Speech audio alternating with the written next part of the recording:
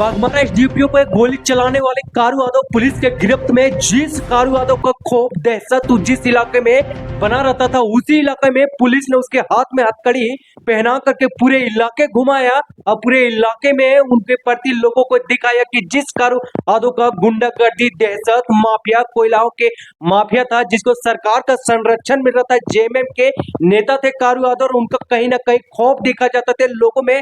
तू मैं तक उनके प्रति नहीं बोलते थे। आज उसी कारू यादव को देखिए पुलिस हाथों में हथकड़ी पहना करके वही इलाके में घुमा रहे जहाँ पे उनका दहशत था, खौफ था।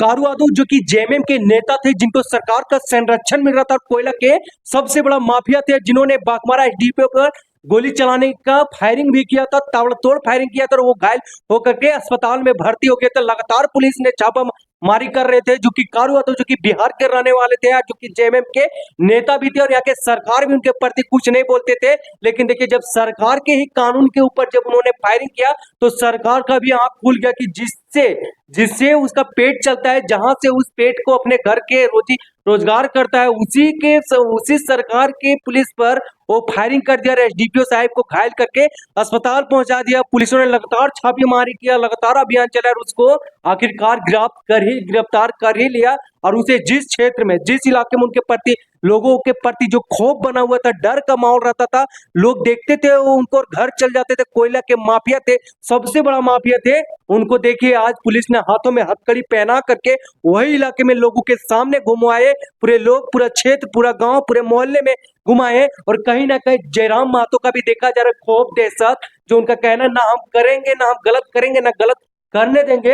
और जयराम महतो के ही चलते आई देखिए बड़े बड़े माफियाओं का नाम पता चल रहा है। पहले पता ही नहीं चलता था कि के कोयला माफिया है, किसके पास जाता है, किसके पास नहीं जाता। लेकिन देखिए कोयला माफियाओं का भी नाम पता चल रहा है, वो सलाखे के पीछे भी जा रहे हैं। तो कहीं ना कहीं सबसे बड़ा यह अहम रोल है, सबसे बड़ा अगर किन्हीं के हाथ है तो जयराम महतो के हाथ है, जो कि लोगों के दुख दर्द के साथ वहां पे बने हुए, जो कि बड़े बड़े माफियाओं ने जो लोगों के जमीन पे हक अधिकार जमा करके बैठा था, जबरन कब्जा कर लिया था, गोली के दम पर, बारूद के दम पर। कहीं ना कहीं जयराम महतो के दहशत के कारण, जयराम महतो के खौफ के कारण ऐसे ऐसे अपराधी, और कारू यादव पर 37, कारू यादव पर लगभग 37 आपराधिक केस दर्ज है, 37 आपराधिक केस दर्ज है। फिर भी देखिए तो सरकार के पुलिस में गिरफ्तार में नहीं थे।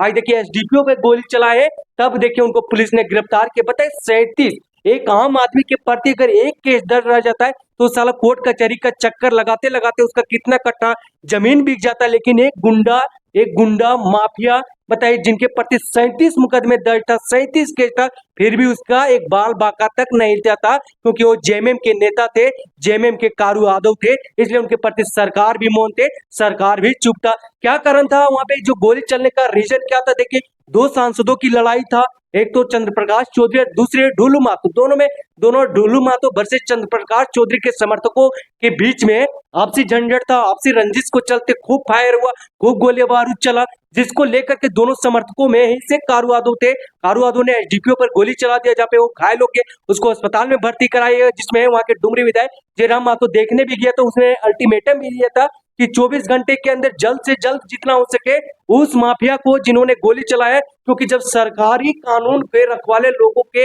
रखवाले ही सुरक्षित नहीं, तो बताइए आम आदमी क्या सुरक्षित रहेंगे लेकर के। तो बताइए जो दोनों सांसदों के बीच में लड़ाई है, बताइए एक इंच के लिए वो लोग लड़ते हैं, और वो खैर की बात है कि दोनों भाजपा के ही सांसद थे। बताइए भाजपा के ही सांसद जब आपसी में संतुष्ट नहीं है, कम बेसी में नहीं, बताइए आम आदमी के वहां की जिंदगी क्या होगा?